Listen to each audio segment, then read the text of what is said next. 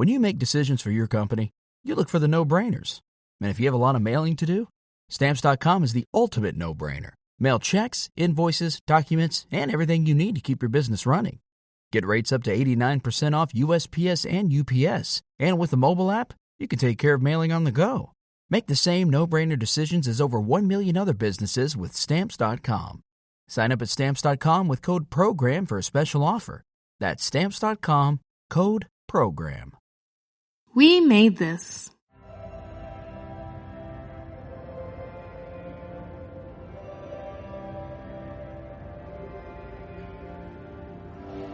Hey, welcome everybody to We Are Starfleet, a Star Trek Discovery podcast. I'm your host, Mike Slammer, and with me for this season is Ian Buckley. Hello, everyone. Hey, Mike. How you doing, man? How are you? Doing well. I just asked that question twice. Yeah, I'm doing great. Right on. So, episode 2 of Star Trek Discovery dropped October 22, 2020. The episode title was Far From Home, so not part 2. Right. Yeah, very interesting.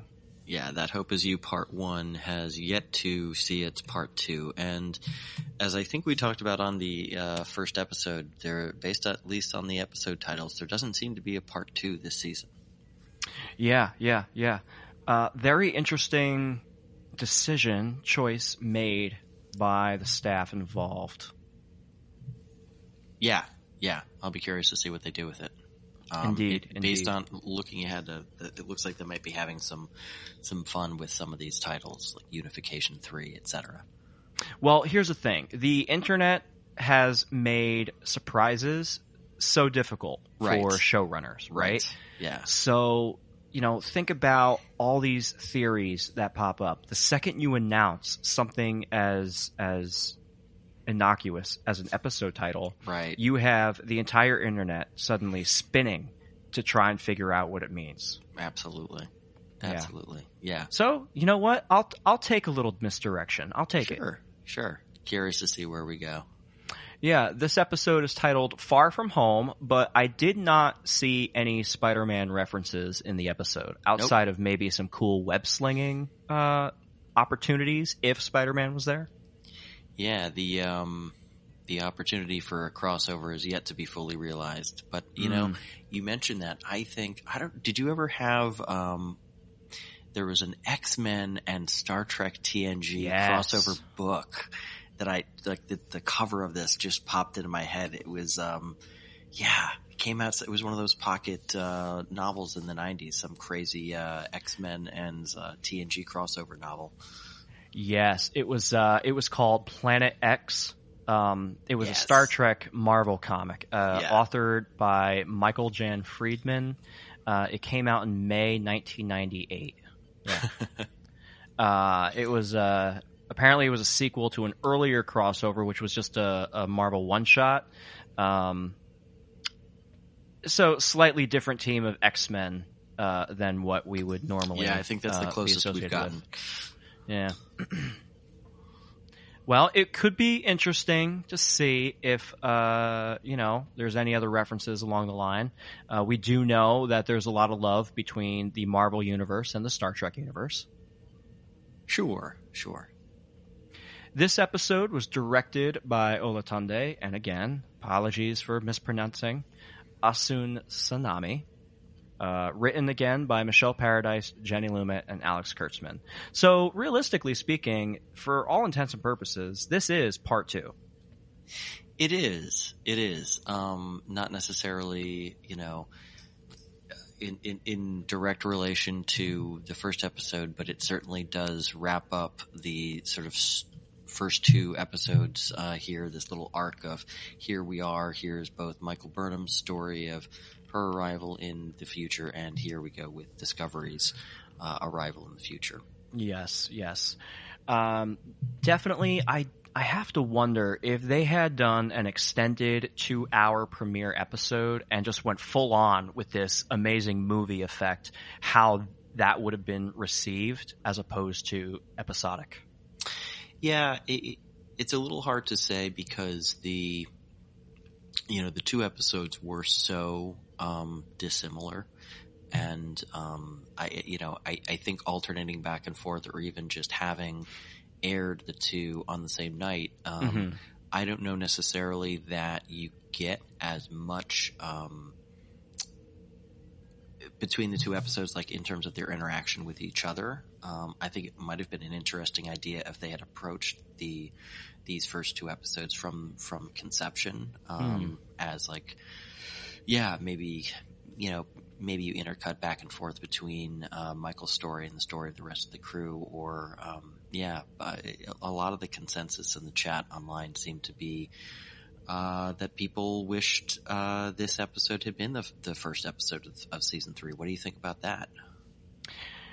I think it would have been, I could honestly go both ways on it. I like how it opened. I like how it started with being the Michael show, episode 1. Sure. And I also really liked this episode. For me, this was an 8 out of 10. Yeah. I felt it was stronger than the series premiere, but also the premiere is bettered as a result of this episode, because now we have the full story, right? Yeah. I have to agree. For me, this episode was an 8 as well. I think it was really solid. I think it bolsters certainly for me. I think I had a little bit of, as did a lot of people online, I think, a little bit of unease after the first episode, thinking like, this is fine. This is pretty good. I'm excited to see the future. And if this is a sign of the sort of quality of the episodes that we have to expect going forward, like I'm really looking forward to the season. Yeah. Likewise. My wife mentioned to me, we watched it together. She definitely enjoyed this episode, but for her, she actually liked the premiere episode better. She felt that this was definitely a little bit of a return to form for a Star Trek episode, and 100% agree. But she actually enjoyed the more adventurous, solo feel of the premiere episode. Sure. Yeah. So what else is social media saying? A fair amount. As I was sort of alluding to, the sort of general consensus seems to be that this was another step forward in terms of quality from the premiere episode. The L Constable on Twitter gave it an 8 as well. Thought it was a definite step up from the premiere. Really well paced, and the unknown of their surroundings unfolded in an ominous way. They were irritated by Empress Georgiou, but liked that she was used as a foil for Saru, who got to win that sort of struggle of ideals at the end of the episode, which was one of my standout moments of the episode. How about yourself? What did you see on social media? So on Twitter, @Nick Sack says it was gorgeously filmed, beautifully written, and just plain fun. And he also goes on to say that Star Trek has never looked or felt better, and I am right there with him on that. Yeah, that opening sequence was nothing if not spectacular. And shout out to the VFX team who, I don't know if you read this, but they actually had to do most, if not all, of their work at home. This was the first show of this scale, with this scale of VFX work that had to shift to that almost entirely at-home model for work in these COVID times, and they did a hell of a job. It looks like it belongs on the big screen easily. Absolutely. The amount of production work that is being done at home in the past few months with all these editors and VFX team members, sound editing, composition, the amount of work that's being done is unbelievable. And wow. Yeah, and gone are the days of the styrofoam rocks and the as much as I love the hand painted matte backgrounds of the planets and stuff, like what they're able to present on the screen these days is just spectacular. Yeah, it blows my mind. Like seeing sci-fi in this way applied to Star Trek, is phenomenal. We've come so far. Our very own Nemesis 4909, Mr. Craig McKenzie, he says, solid episode that provides a much broader perspective on the arrival into the future and has a lot of really strong character moments. Yeah, for sure. A lot of love for Jett Reno too. I'm seeing online a couple of different comments. Cheesy Observer on Reddit said Jett Reno is top tier character. Have to agree there. Dirty Irish Tactics on Twitter says the Jett Reno. Judy was boring. Hello. Then Judy discovered ChumbaCasino.com. It's my little escape. Now Judy's the life of the party. Oh, baby, mama's bringing home the bacon. Whoa, take it easy, Judy. The Chumba life is for everybody. So go to ChumbaCasino.com and play over 100 casino-style games. Join today and play for free for your chance to redeem some serious prizes. ChumbaCasino.com. No purchase necessary. Void where prohibited by law. 18 plus terms and conditions apply. See website for details. Damn it, stuff was definitely a highlight for him. It was for me as well. Continue to really appreciate Tig Notaro's work as Jett Reno, and a lot of online comparisons to McCoy. I was getting, of course, a lot of that, and I really see that the dry, the super dry sense of humor. Yep, and it's a really welcome character dynamic to have on a Starfleet starship again. Yeah, I am so happy that Tig Notaro has joined the cast full time. I know she was written in as like a guest spot, and I actually learned that it was meant to be Jett Reno's character who would disable the photon torpedo that had blasted into the Enterprise, and they had to rewrite Admiral Cornwell as the heroine for that. That makes more logical sense for an engineer to be the one going down there with the torpedo. Yeah. Rather than the psychiatrist admiral. But hey, yep. I'm really glad that it resulted in us getting more Jett Reno in season 3 and beyond, hopefully. Absolutely. Over on the Star Trek subreddit, there was a lot of negative criticisms, which are not surprising for the Reddit culture in general. But some of the really great comments came out of there as well. User Rebuilt2150 says, this season is the first time he's been convinced by the technobabble on Discovery. Definitely a lot of impressive use of EPS conduits and relays.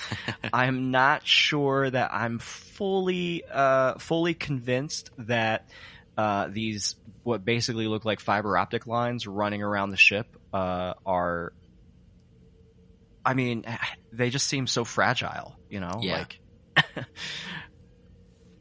user I deleted your Facebook says he still feels like Saru, but he has grown into a classic Trek captain role. Yeah, a lot of love for Saru on social media that I caught, and well deserved. I told you in our season 2 recap episode that I was, going to be pounding the table for Saru's captaincy, and I swear to God, if they don't make him a captain after this episode, we riot. Riot. I really think that's where they're going with this. It would be a really whiplash-inducing misdirect if they don't, because I thought a lot of this episode was about establishing all the different ways in which Saru is capable of being a commanding officer. His time with Captain Pike has truly done wonders. Yeah. And the maturation that he went through, the literal maturation that he went through. Literally. Those spikes. Let's talk about those spikes for a second. Pretty badass, yeah.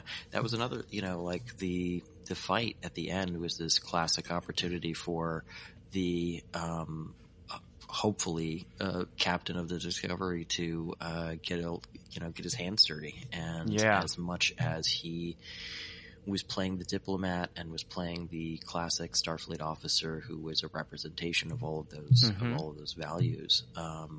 He was certainly able to throw down as well as Kirk or anyone would.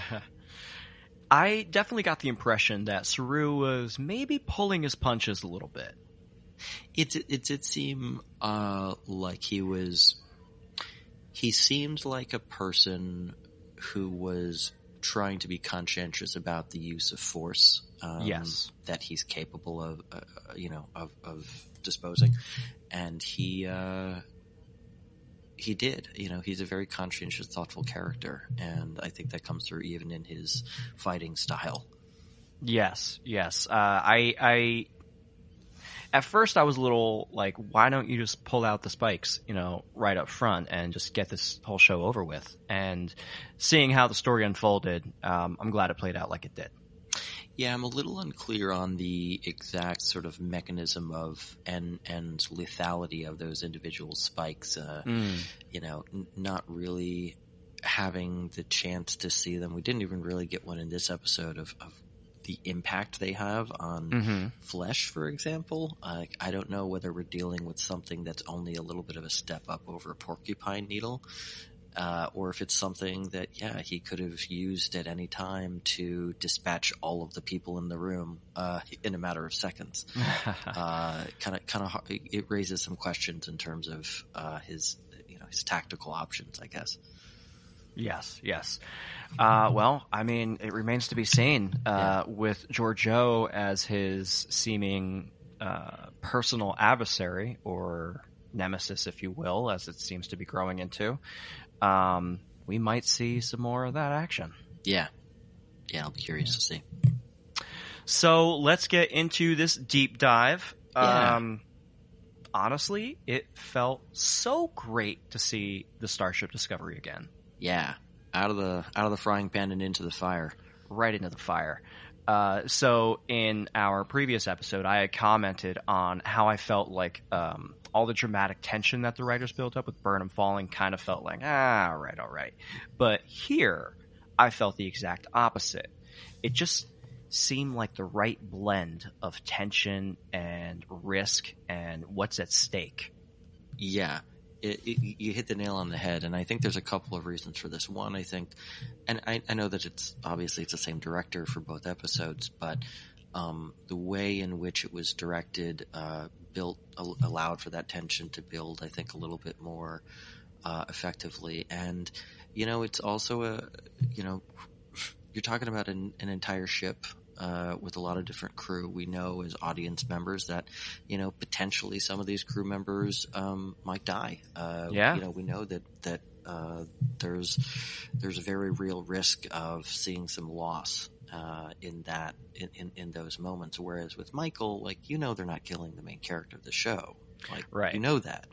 But the tension on the faces of the crew in those moments, draws the audience in, because we understand implicitly that any one of them could die. Yes. The opening sequence of the wormhole as they're coming out of it. First of all, who else thought Star Trek the Motion Picture? Sure. Anytime you see those wormhole effects, sure. Amazing. The distortion. The pan around the bridge as they're coming out of that fog, and all the crew starts to come to their senses, and they realize what's going on. I am very concerned about what's going on with Detmer. Yeah, interesting. She's clearly injured during the crash sequence, and is has lingering after effects that are going to continue past this episode. So let's talk about the implant that's on Detmer's head. It seems to be like an optical implant of some kind that helps her. Yeah, I don't know too much exactly about what it is, the extent to which her cybernetics have interfaced with her brain. She gets from sickbay a clean bill of health, but is clearly still dealing with some after effects. It's a little unclear whether it's a combination of neurological, physical after effects, or whether this is sort of a PTSD thing going on, some sort of combination of both. It's unclear yet, but something's going on with her. Something happened to her. Exactly. When she smashed her head into the ground, her cybernetics into the ground. My concern is that this is quite old technology, and that whatever programmable matter that they have in the future, there might be some damage done to older pieces of technology that can't be repaired. And if some of those older pieces of technology are necessary for you to function as a person, that could pose a problem. Yeah. I'm a little concerned about the Previously On segment. Seemed to focus heavily on control. And then, all this, we remember with Arium where, when it focused on her and we were dealing with the whole control plot line. So here's my thing with control, right? And it remains to be seen if Control is going to make any kind of a comeback in one way, shape, or form. Sure. And I feel like season 2 made Control out to be such an uber villain that they have to bring it back, right? Like, how can you just defeat it so easily, right? How can Georgiou just wipe it in the spore container? But at the same time, I absolutely will not complain if they leave that villain back in the second season and just kind of step into the world of power, loyalty, and luck. I'm gonna make him an offer he can't refuse. With family, cannolis, and spins mean everything. Now, you wanna get mixed up in the family business. Introducing The Godfather at ChumbaCasino.com. Test your luck in the shadowy world of The Godfather slot. Someday, I will call upon you to do a service for me. Play The Godfather now at ChumbaCasino.com. Welcome to the family. No purchase necessary. VGW Group. Void where prohibited by law. 18+. Terms and conditions apply. With Lucky Land Slots, you can get lucky just about anywhere. Dearly beloved, we are gathered here today to... Has anyone seen the bride and groom? Sorry, we're here. We were getting lucky in the limo and we lost track of time. No, Lucky Land Casino. With cash prizes that add up quicker than a guest registry. In that case, I pronounce you lucky. Play for free at LuckyLandSlots.com. Daily bonuses are waiting. No purchase necessary. Void where prohibited by law. 18+. Terms and conditions apply. See website for details. Focused on how Detmer is dealing with, traumatic injury, flying the ship through this wormhole and, injuring so many of her crew members, and she has to deal with her trauma. And maybe there's a way in the 32nd century, as you mentioned, with the programmable matter, that they can fix her implant, improve it somehow, and that becomes part of the season arc, right? Where we have this bridge crew member getting their own story. Sure. Yeah, it will be good to see, assuming they do that, more of the bridge crew getting fleshed out. They even did a little bit of that. They hinted that they'd be doing a little bit more of that in this episode too. Bryce got a little bit more. I mean, he probably had more lines than he had in all of season 1, in this episode.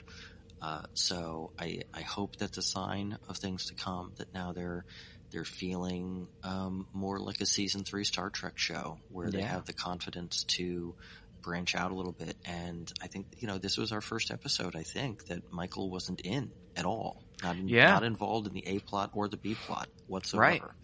So I think if that's the direction they're going to go, it's signified by some of the choices they made in this episode. Right. Taking the lead actor out of the equation gives an opportunity for everyone else to breathe and showcase what they bring to the table. Yeah. And so appreciative of it. The whole sequence following the crash, Saru basically taking charge as acting captain of Discovery, right? Yep. Like, this more than proves he is the captain. Immediately snaps into captain mode, starts organizing and orchestrating the repair efforts for Discovery. Yep. And then he learns shortly after that the planet is not Terrelysium.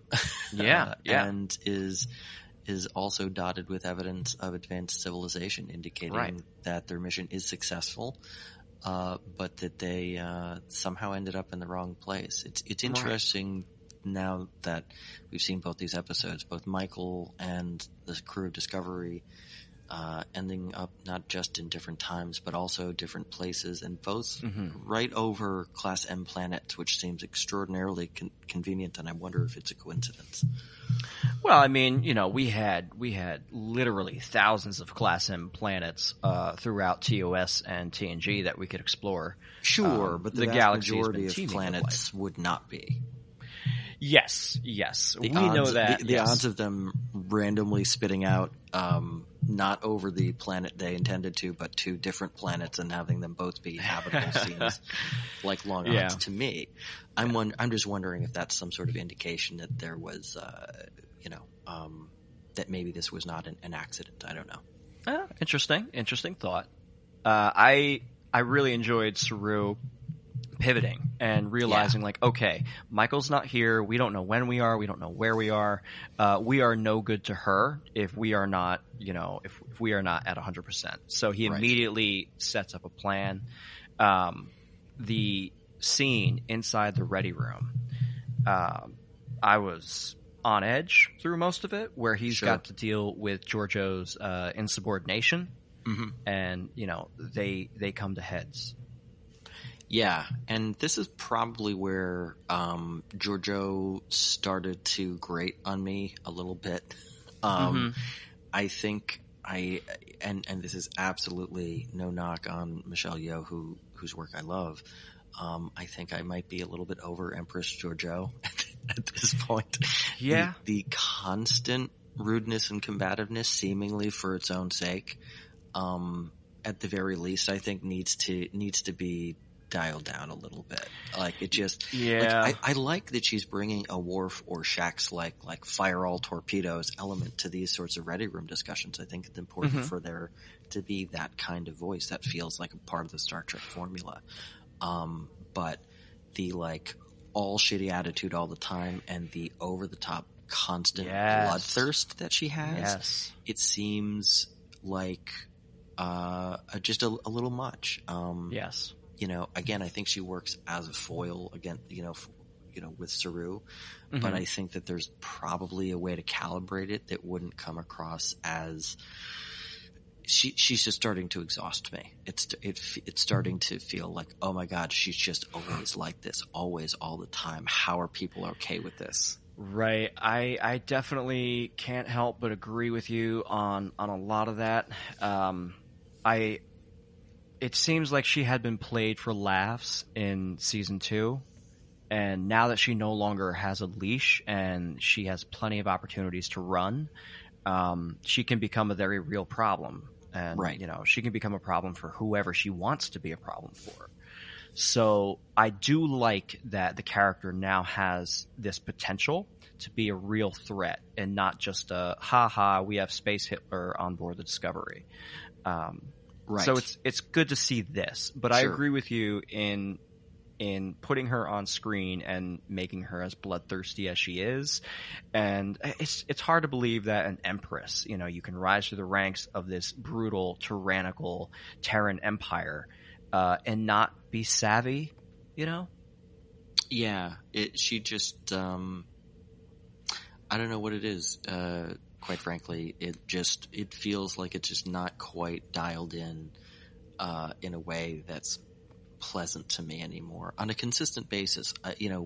Later on in the episode, like the latter part of the episode when she comes in, she's great, she's badass, and the scene that she has with Saru in the saloon where she's confronting him and he's standing, he's making her stand down and not act the way that she wants to act. I think that pays off.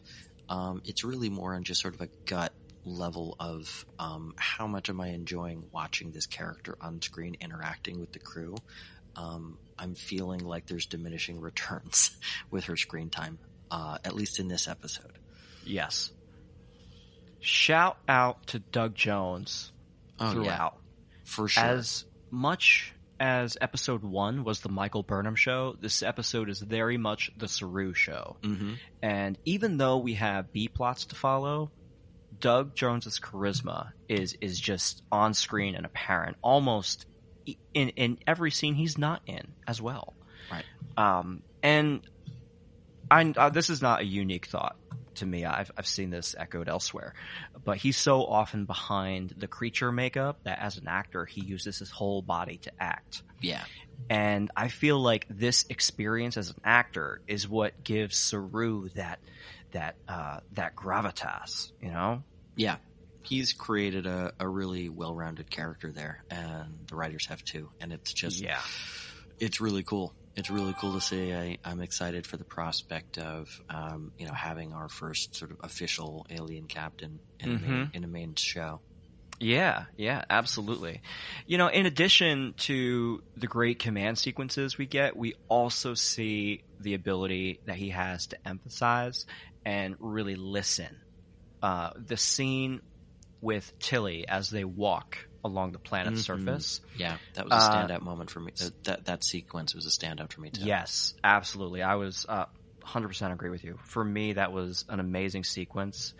It brought me right back to, the classic episodes of Picard, giving advice to Wesley Crusher, right? Yeah. And these sequences of Picard sitting with Data and explaining what it means to be human in some way, shape, or form. And he just emanates this wisdom. Right. Yeah. That was another showcase of, a different side, a different aspect of how qualified he is to be a commander. Yeah. Yeah. Getting a chance to play the counselor role too. It's good to see. Yeah. And speaking of Tilly, I really enjoyed her work on this episode. Up till now, and correct me if I'm wrong, but I feel like we've seen her where she's mostly in her element. And with the exception of her short stint as Captain Killy, and with the exception of her adventures in the Mycelial Network, she's never really been been in true and immediate danger. She's always had a relative safety net. And, whether it's her crew members around her or the situation, it always felt somewhat safe for her. And I think coming off the heels of this, this massive space battle, crash landing, they haven't slept, it looks like. Because remember, even though it's been a week for us, or a year between seasons, really, these are characters. Yeah. It just happened. So, and now she hasn't even had a cup of coffee, and, she's in a hostage situation. These are, she has to endure all of this. And yes, they are humbling.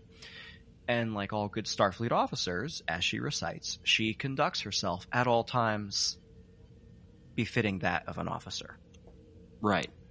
It's about the conduct that she's projecting out into the world. That's right. One of the themes of the episode, and Saru hammers this home too. Like it's okay for you to want or to feel these things on the inside, but what you do when you put on this uniform is this. Right.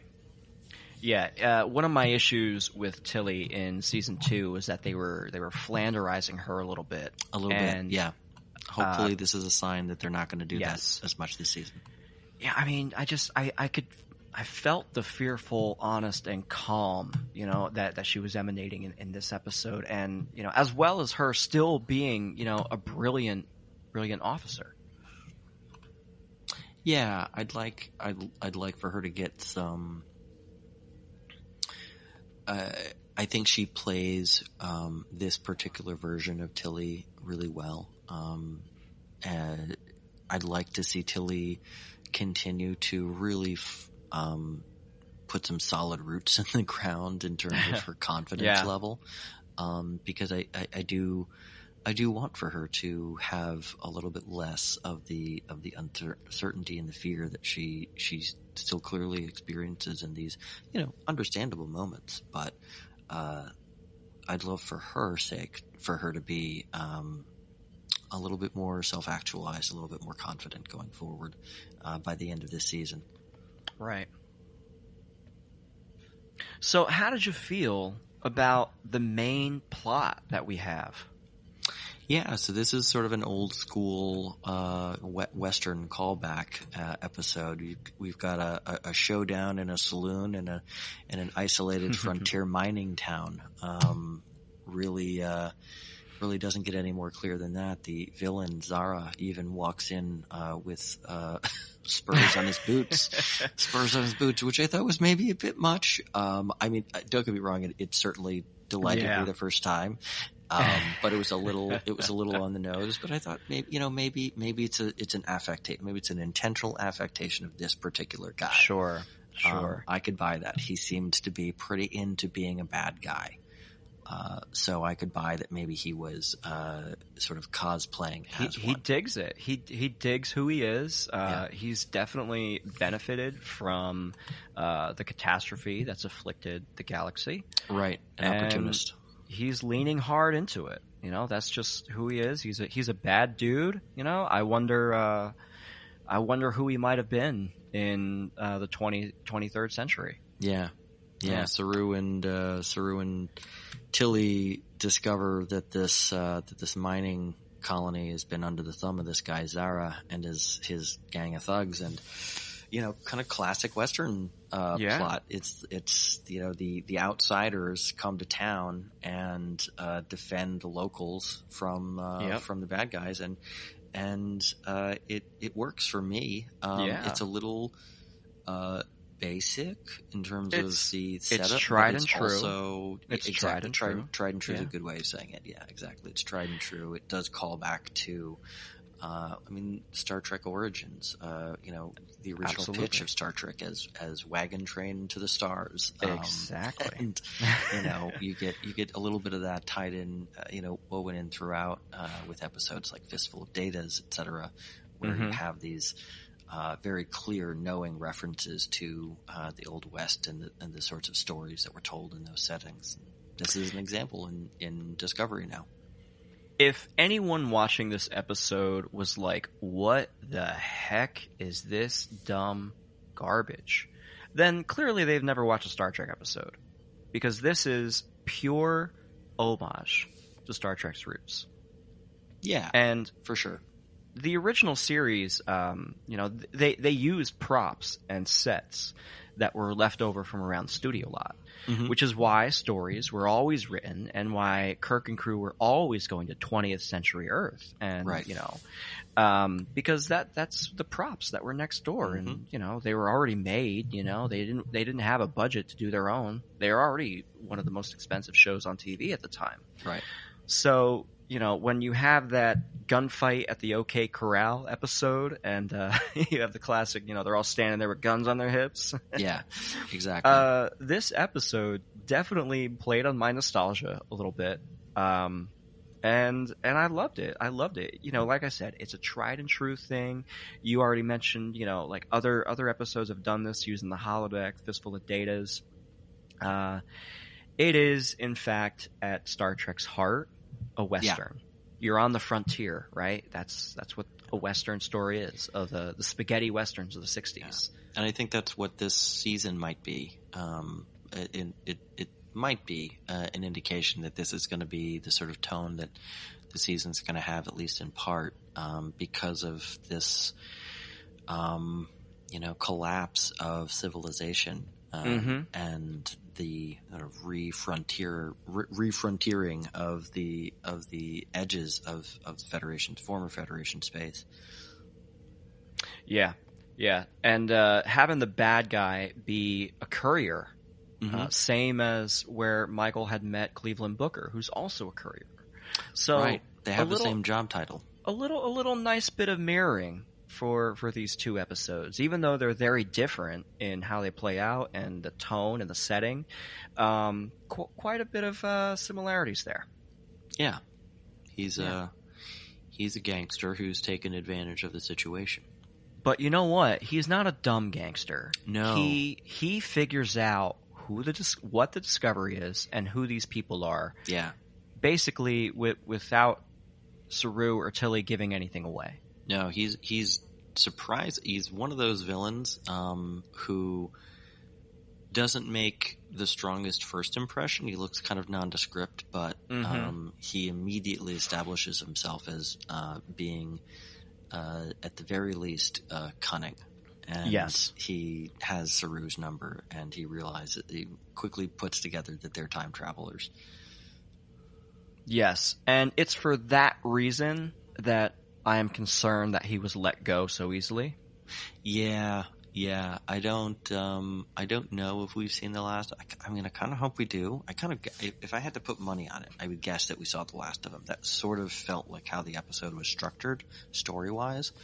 But yeah, it is also the new serialized era of Star Trek, and right. It would not be unusual for them to have this guy.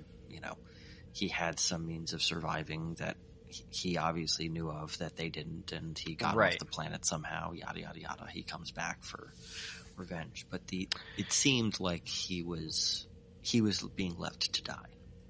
Yes. I firmly believe that he is... They did the same thing with Khan, right? Like, real bad guy, took over the Enterprise, and then they dumped him off on a planet to let him figure it out. Right. And we all know how that ended, right? Right. Yeah, so they could be setting up something like that. This guy didn't seem to have, although he was certainly, I think, competent for a villain of the week.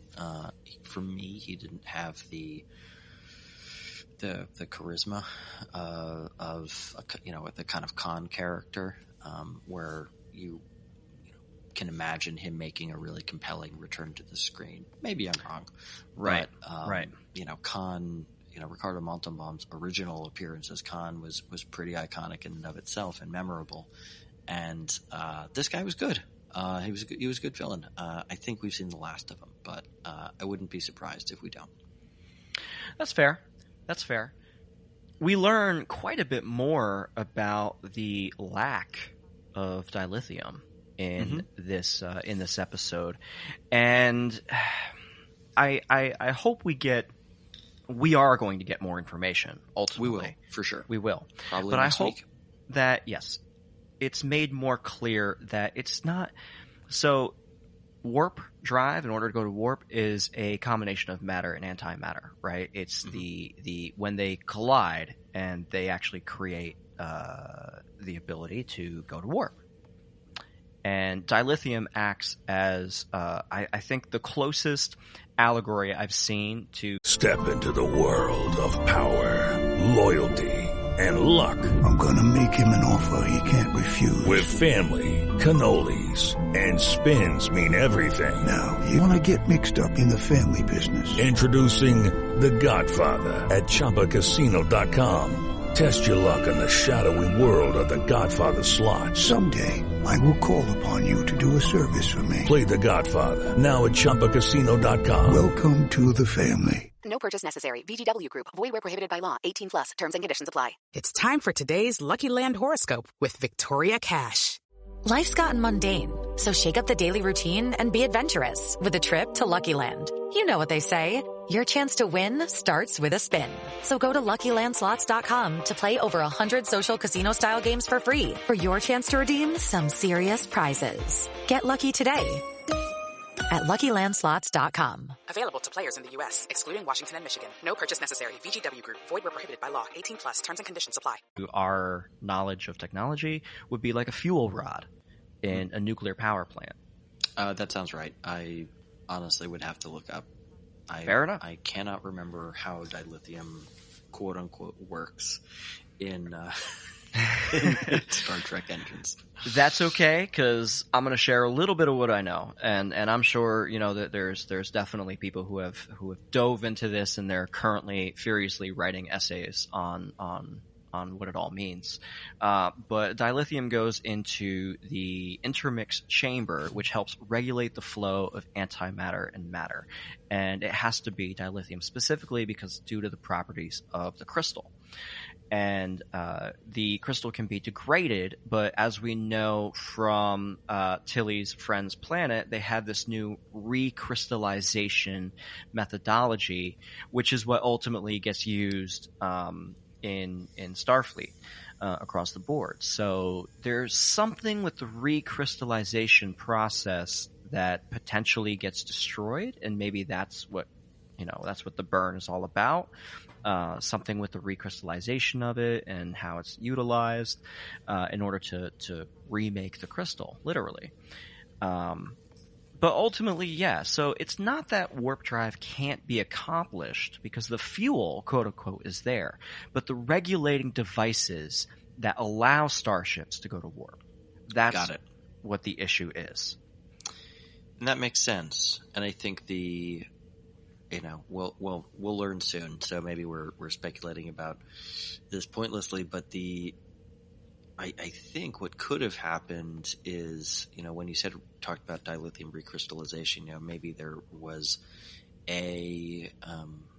whatever that method is, maybe there was a weaponized way to sort of reverse the process suddenly and over a wide area, or at least simultaneously in many different areas. And you can imagine, in a system where the regulating mechanism suddenly shatters, all of a sudden you have antimatter explosions everywhere. Yes. Yeah. It'll be interesting to see what ended up happening. Another interesting tidbit that they dropped in here, which I'm sure you picked up on, when Zara was zeroing in on the fact that these guys were time travelers, is that Saru was not at all versed in the local pidgin language. Yeah. That these traders, these couriers use, and uses the term Vidraish, which fans of the short track episode Calypso will recognize having been used. And there was speculation at the time, people were wondering whether Vidraish was some sort of corruption or some sort of pidgin form of Federation. And it seems like that might well be the case based on this episode. Yeah. One piece of data isn't really enough to confirm, but it does lean hard into a lot of confirmed suspicions that there is some bastardization of the term Federation at play. And it's not some other nefarious organization of some kind that, monopolized. There's something to do with someone, with people in the Federation or who are associated with the Federation when that term is being used. Yeah. Very, very interesting universal translator malfunction, use of language. Saru says, we're okay using the common tongue. And it's like, that's interesting. I don't think I can recall a moment in Star Trek history where they actually say anything like that. Yeah, I was a little bit surprised by that too. I don't. Maybe he assumes that they know that. I guess they've been speaking it, so he knows they speak it. But interesting to hear it referred to as that. Yes, not English or something else. Because I'm pretty sure in the episode where he is going through all the different languages that he knows, I don't think he would call it common. I think he would call it English, but I could be wrong. I don't know. Well, I hope we get a little bit more of that. It should be interesting to see a disaffected groups of individuals throughout the galaxy. If technology is probably now a commodity, right? So universal translators may be in high demand for organizations who want to rebuild or restructure. And in this society where there are these isolated pockets of civilization and collapsing civilization that are being linked by these trade routes, the formation of a new pidgin language, makes sense. That's something that typically happens when you have these different isolated groups who don't share a common language but have to trade and interact with each other. They form a pidgin language, and that seems to be what's happened. And I thought that was a really a cool world building detail that they provided. Yes. Generally speaking, though, it does take significantly longer than 80, 100, 120 years for a language to really become developed. Yeah. Well, pidgin is a proto language. It's not really a formal language. That would be more like a Creole or something. Yeah. I thought the whole everything to do with these miners, the Corridan miners, which, by the way, the Corridans are a race from Star Trek Enterprise. They were in an episode. So cool to bring back an alum, if you will. Yeah. Always good to see an Enterprise reference. I only watched that for the first time last year.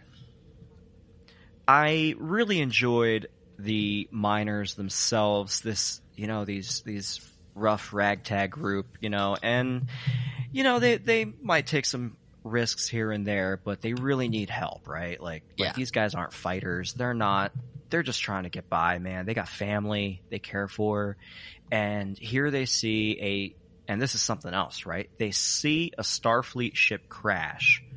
Now, first of all, they say, like, are you guys Starfleet?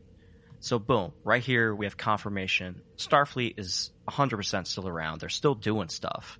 They're not nowhere near the numbers that they were. But in the premiere episode, we only saw 2 quote-unquote Federation vessels, quote, in flight. So are we in the same area, the same sector of space? Yeah, are we have no way of knowing yet. And all will be revealed by the season's end, of course. But very cool to speculate. Yeah, for sure. And it's interesting to wonder whether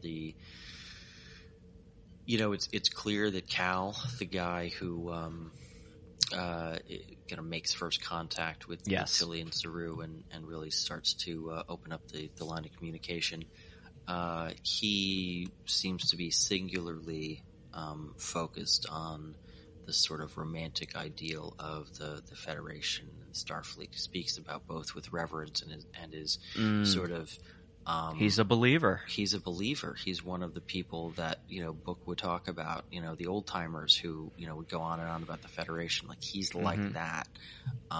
So I don't know that necessarily asking them if their Starfleet is a sign that Starfleet is around and an active presence as much as it is this almost, fervent religious hope.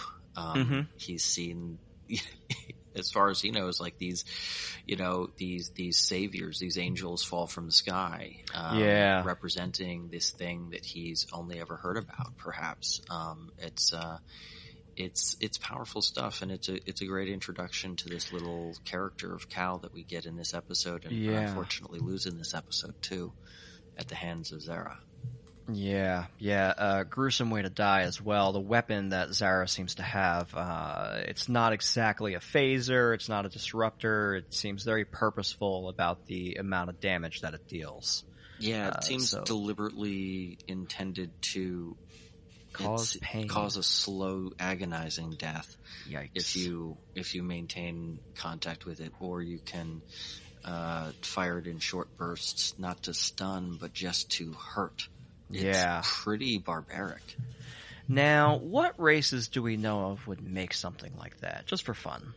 I mean, I suppose Romulans and Cardassians would both be on the list of I could see the Obsidian Order, inventing something that would do something like that to people in their dungeons. That's probably I was definitely thinking something like that. First one that comes to mind.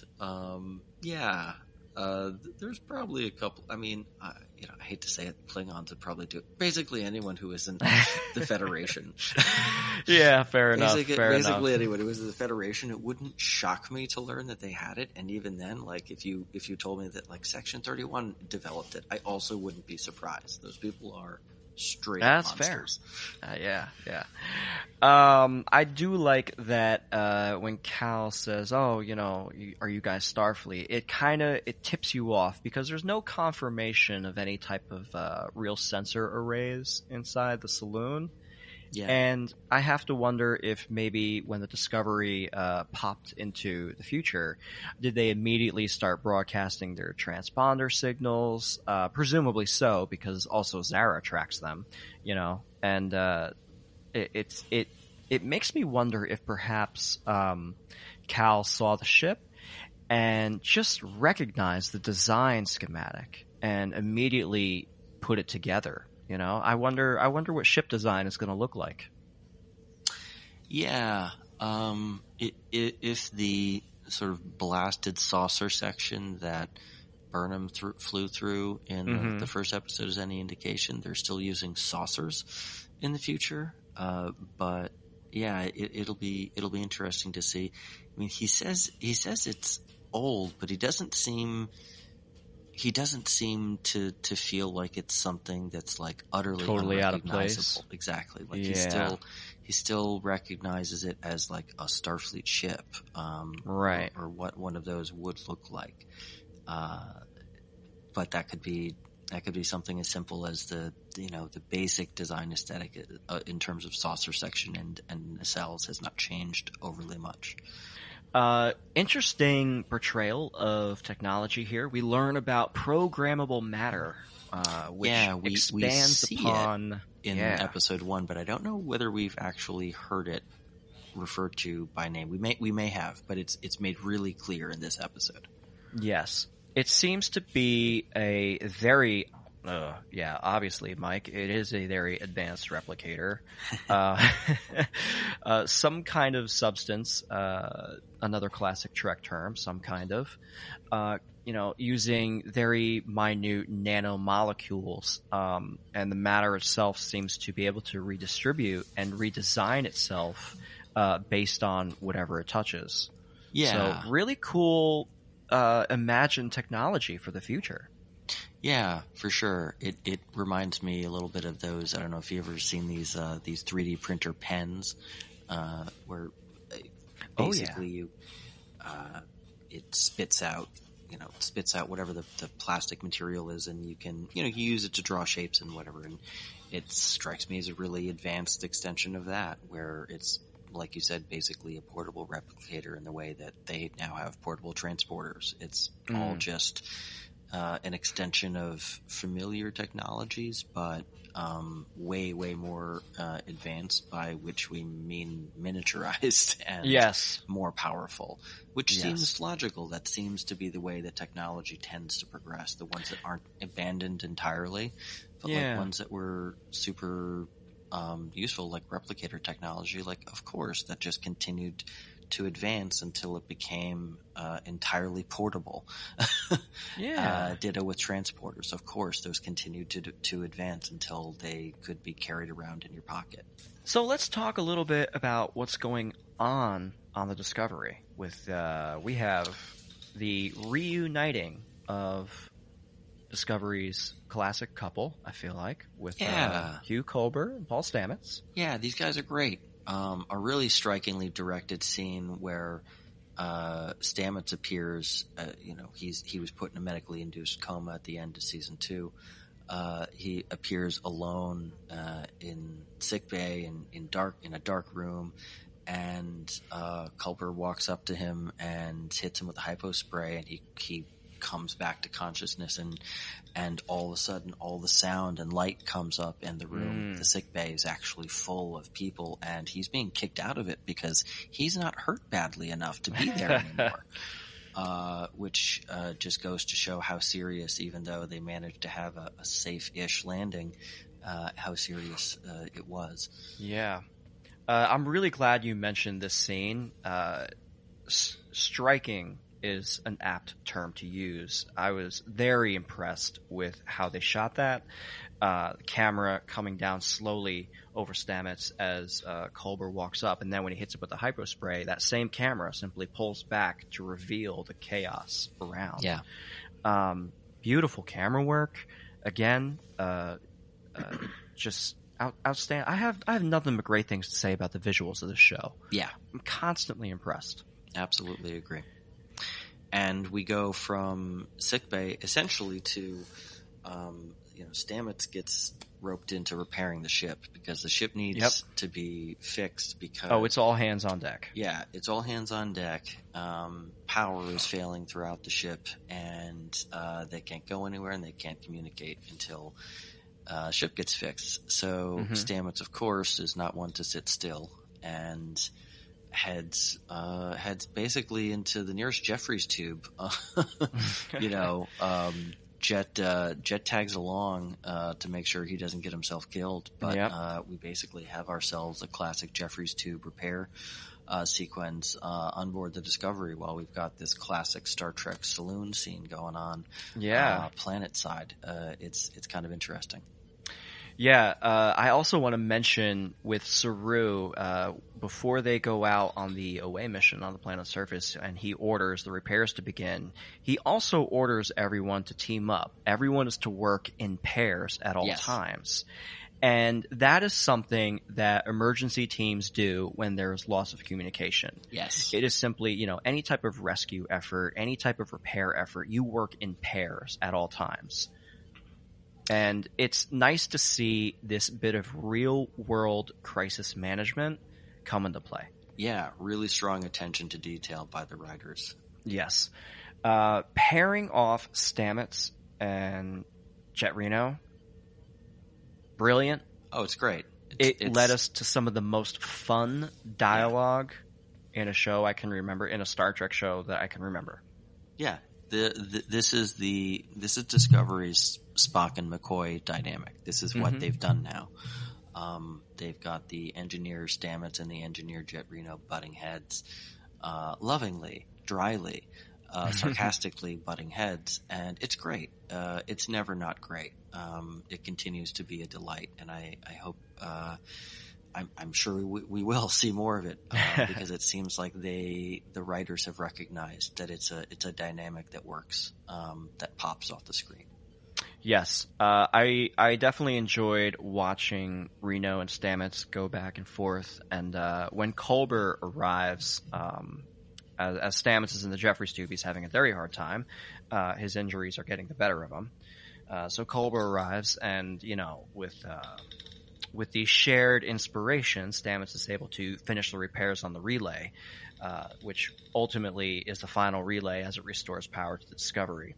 I just love seeing characters come together, and these dynamics all they work. They work. It's good casting, it's good writing, and the element of humor and the element of dramatic tension all interplays for great moments. Yeah. Really solidly directed. Came together in classic Trek fashion. He connects the final thing that needs to be connected, just as this encroaching parasitic ice that, of course, they've crashed into on this planet. Oh, of course. Is about to crush the hull. He does the thing in the Jeffries tube and saves the day. And at around the same time, Saru, Tilly, and Georgiou have gotten the best of Zara back at the saloon, and Saru has his big standoff with Georgiou at the end, kind of bringing full circle the ongoing tension that they've had throughout the episode. Yes. I really felt so at the culmination of the fisticuffs element inside the saloon, where Georgiou initiates this fight, and not for nothing, I do love the idea of this 2-bit gangster wannabe, basically Zara, and Georgiou walks in, he goes, "Oh, a one-woman army, that's all you send?" And then he just gets very resoundingly beaten. It's time for today's Lucky Land horoscope with Victoria Cash. Life's gotten mundane, so shake up the daily routine and be adventurous with a trip to Lucky Land. You know what they say, your chance to win starts with a spin. So go to LuckyLandSlots.com to play over 100 social casino-style games for free for your chance to redeem some serious prizes. Get lucky today at LuckyLandSlots.com. Available to players in the U.S., excluding Washington and Michigan. No purchase necessary. VGW Group. Void where prohibited by law. 18+. Terms and conditions apply. It's nice. And Tilly has a great little, moment where she gets to throw the sweetheart tag right back at him. Yeah. Very, very cool. And I was ready for Georgiou to take the disruptor rifle and just walk out and be like, all right, let's see what's here. I kind of thought for a moment they set it up, and I was like, she's going to take off and Saru's going to let her go. But it didn't go that way. So I am curious, to see how this relationship is ultimately going to pan out, because I feel like Saru understands that Georgiou's ruthlessness may be very helpful in this new universe that they're in. And while he was going in optimistic and hoping to bring a little bit of that Starfleet optimism and shared spirit, but it's just not there in the rest of the universe, and he's gonna need a hard hand. Yeah, I think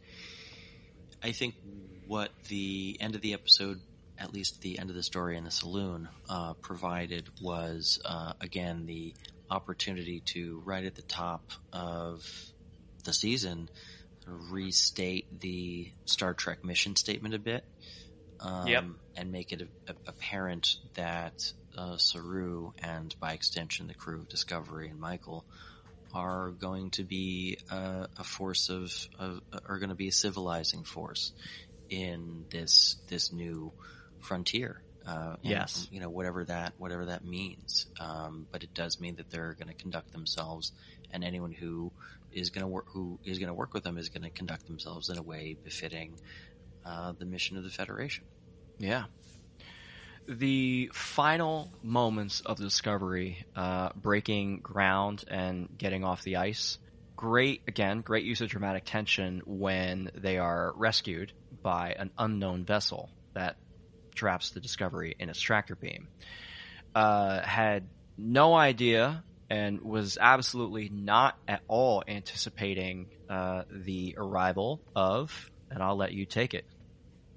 Yeah, you're right. It is a pretty tense sequence. The Discovery is trying mightily to escape this encroaching parasitic ice, and just as it looks like they will not be able to, a tractor locks on from above. We don't get a look at where exactly it's coming from, so it's not really clear whether it's a ship or what. But whatever it is, it's Michael. We see on the view screen on the bridge of the Discovery after a very, very long wait. Michael's face appears on the view screen, and we see that and learn that it has in fact been a year since she arrived in the episode that preceded this. Yeah. When the camera pans around to the crew members, it takes a moment to give you, like, you can see in their faces the realization settle in that it's been a year. What's changed? Where is she? Where are we? What just happened? You see that the mission worked. You see their relief, and you see their what's the word? You see their anxiety surrounding what's coming. Yeah, for sure. And I think it goes, for me, to why I like this as the kind of first episode of this season. Maybe I'll feel differently at the end of this season, who knows, but I like that there are still open questions. If you imagine this was the first episode of the season, you don't know exactly where you are in the future. You don't really know what the burn is. You aren't told, as Michael gets told all this stuff in the first episode. Right. You're told all of this stuff that has happened. You still have some information and some lingering mystery, and I kind of like where that leaves us at the end of a first episode to a season. So, because of the way they've structured it, some of those questions have already been answered for us. So now it'll be really interesting to see what new questions get posed by our next episode. Yeah. If an episode of a TV show did its job, it would have you wanting to come back for more, right? And resoundingly, I am coming back for more. Not just because of Star Trek, but even if I was just like some random guy who sat down and decided to, watch Star Trek Discovery episode 2 out of nowhere, then I would definitely come back. I would want to know more. Yeah. I will be 100% honest. The reason this episode did not score any higher is partly because it was, in fact, Michael who gets them out of the ice. Okay. I didn't feel very strongly one way or the other. I was a little surprised that we already got. I was a little surprised that we got her right at that moment. I'll be interested to see where they go from here. But I didn't feel particularly strongly one way or the other about it being her. Although I was a little bit surprised. Fair enough. I was certainly surprised. Don't get me wrong. But let me expound on this, if you will. So you have, in the first episode, we have the realization that there are other Federation ships in flight. And while I was anxious to learn who was getting the Discovery out of the ice, I was kind of thinking like it's either going to be a new bad guy or it could be one of the new Federation ships. And I was kind of hoping it would be the latter, right? Mm-hmm. So when it was Michael, I was like, okay, makes perfect sense. I think the tension between having them reunite, Discovery and Michael Burnham, like having them reunite so early, we kind of lost a little bit of a payoff that could come later.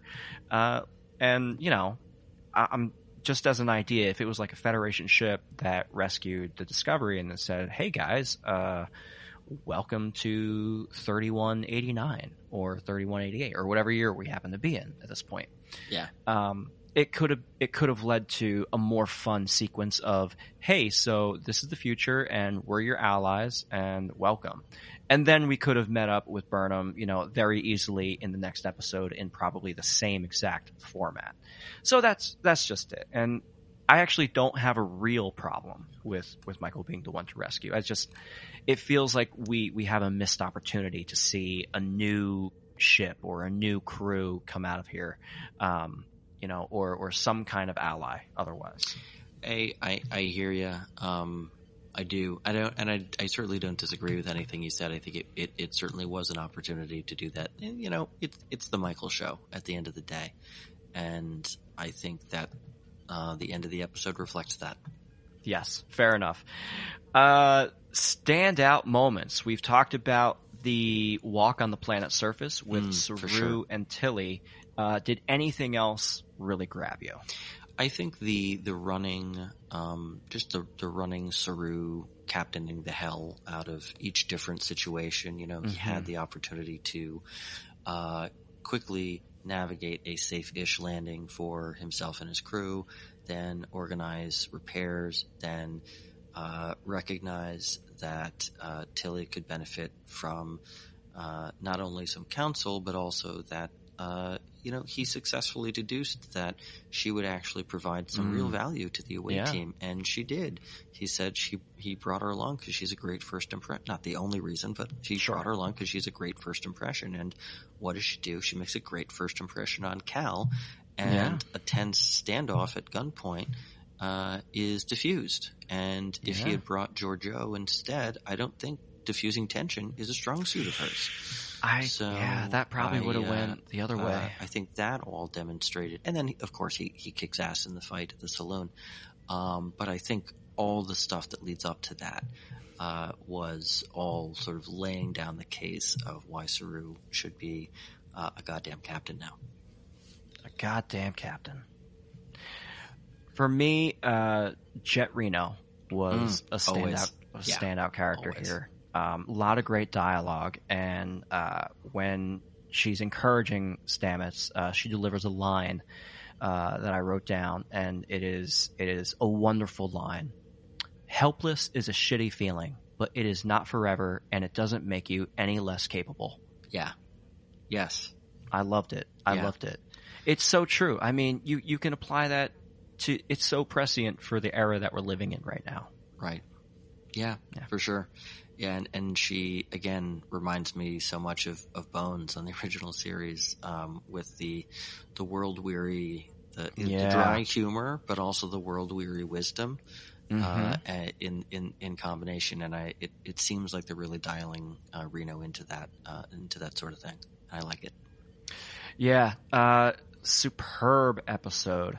Yeah, really solid. I'm so excited to see the episode 3, People of Earth. People of Earth. What do you? I know you don't watch the previews. I certainly won't mention anything about it. But what do you think about that title? Do you think we're going to Earth? Well, we gotta be going to Earth. Okay. And if not, that's gonna, there better be a damn good reason as to why you titled it that. Well, there's a whole bunch of People of Earth on the Discovery. Could be a whole number of other things. Yeah, that's true. I'm curious to see where they go with it. Yeah. From what I haven't watched any trailers, but I've seen a few things online, and it seems as though we're going to be getting some spore drive action. We're going to be doing some jumping. We will very likely be meeting up with whoever's on Earth left. If anyone, it's the home of the Federation, right? Yeah. So if the Federation exists in the future, then ideally it's on Earth, unless it was somehow, blown up or purposefully attacked and destroyed. What do you want them to find on Earth in terms of the Federation, who's left, what the state of the Earth is in? What do I want them to find? That is a great question. I do want them to find a bit of hope and a bit of happiness throughout all this adventure.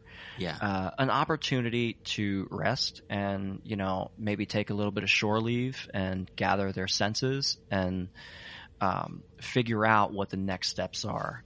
So much of Discovery has been go here, go there, go here, go there, go here, go there, go here, go here. Okay, now we're in the future. Yeah. So some time to figure out what the next steps are, I think is sorely needed. An episode like Family, for example. Yeah, it'll be interesting to see, if they do go to Earth, whether it's in the context of Michael's already been there. I'm curious whether Michael's already been there in the intervening year that she's been waiting, or whether they're all going to be going there for the first time. I think what I know what I don't want. I don't want a sort of post-apocalyptic Earth. I don't want a dystopian future, like a super dark dystopian future Earth. I'd like to see, if they find the remnants of the Federation there, I sort of would want to see one that is diminished but not broken. And not, sort of to a larger extent, the Federation that we find in the beginning of Picard, where it's one that's kind of licking its wounds from a catastrophe, right? Except on a much, much more catastrophic scale, of course. But I'd like to see people still there doing the good work that aren't necessarily waiting around for a savior from 900 years ago to appear. Yeah. I want Michael and the crew of Discovery to have a crucial role to play, but I also don't necessarily need them to be a sort of a literal savior. I'd like to see the people of Earth still getting by and doing the things we would hope they would be doing to the best of their ability. Yeah, that's a great way to look at this, and I hope we both get what we want out of this episode. Yeah. It is directed by Jonathan Frakes, so know they're bringing out the big guns for it. Yeah, they're bringing out I have a lot of hope for it because it's a Frakes episode. He has directed a few bad episodes of He's done it, but he's directed a few bad episodes of Star Trek. And none since he's come back to this new iteration of Trek. I think all of his episodes have been ones that I've enjoyed. Yeah. Man, I gotta say, I'm just so excited for this season of Star Trek. It is hopeful, it is fun, it is adventurous, it's taking us into new places, and what more can you ask for? Yeah, I'd sign up for more of this. If this is the sort of sign of like the kind of average quality of a season 3 episode, then we're in pretty good shape.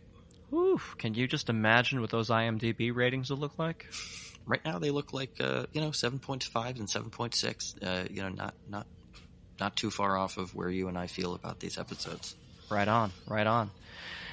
Ian, this was great, man, and I can't wait to talk about People of Earth coming up next week. Yeah, really looking forward to it.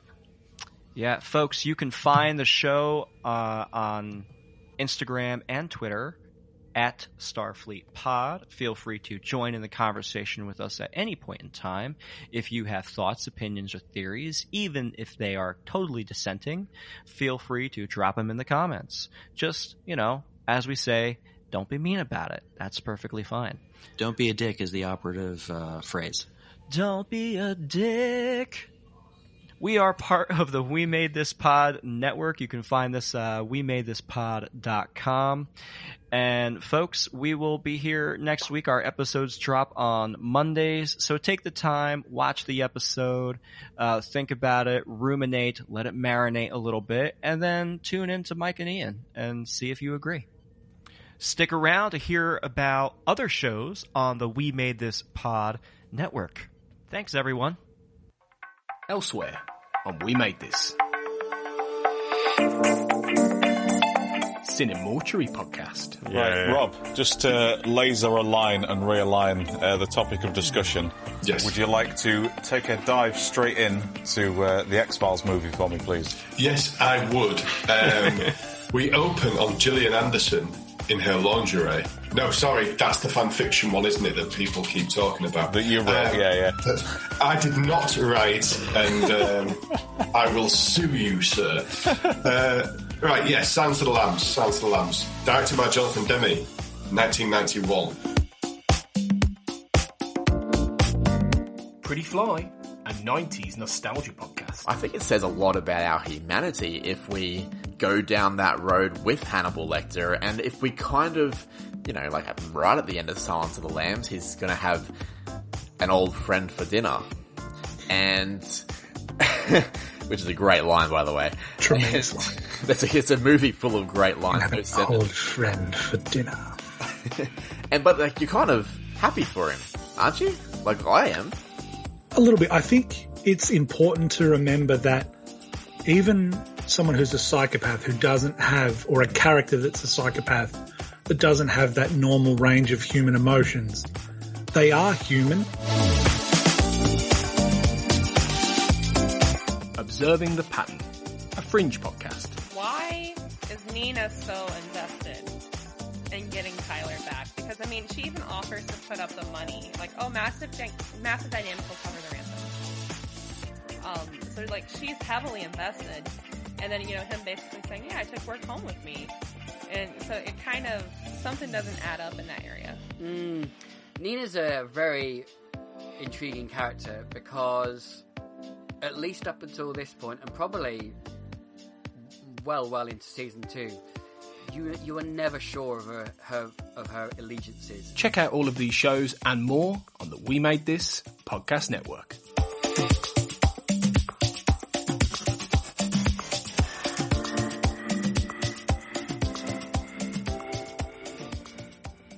We Are Starfleet is a podcast dedicated to Star Trek Discovery and how it relates to the story, ethos, and canon of Star Trek. Join your host, Mike Slammer, as he sits down with guests from all over the world to talk disco. You can find us on Twitter and Instagram at Starfleet Pod.